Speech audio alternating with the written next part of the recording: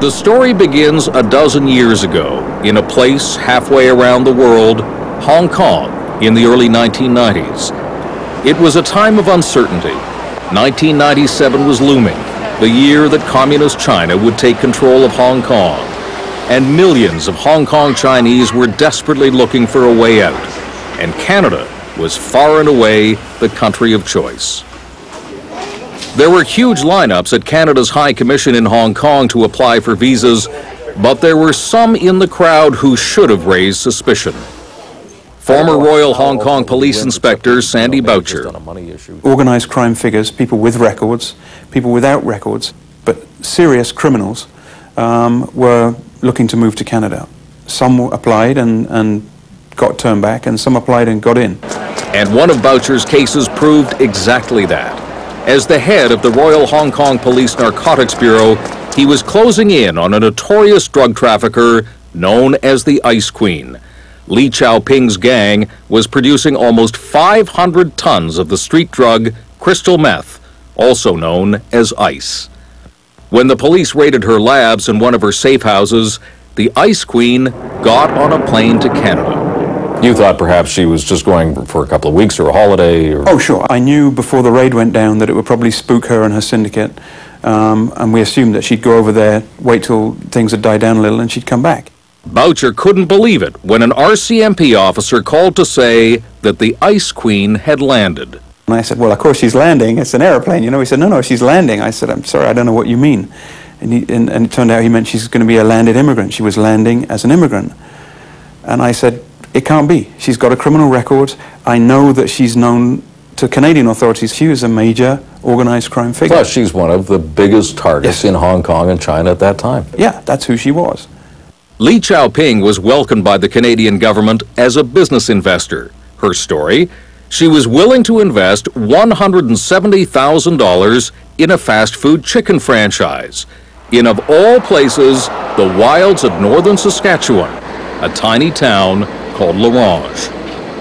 Back in Hong Kong, some were beginning to wonder, if a high-profile criminal like the Ice Queen could get into Canada, how many other criminals were also being welcomed?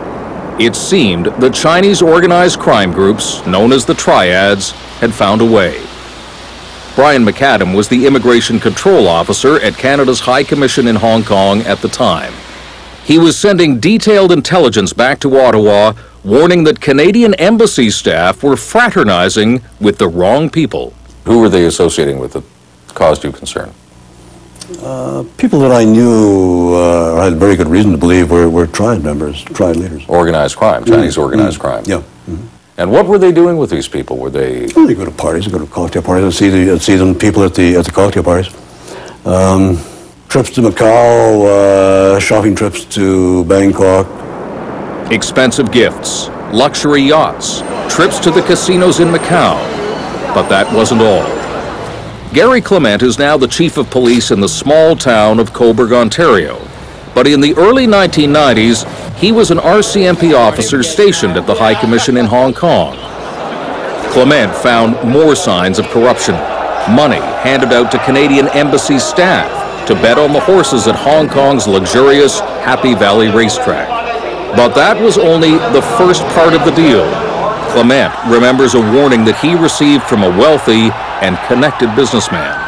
The one thing that he told me very early on in my time there is nobody in the Chinese culture does anything for nothing.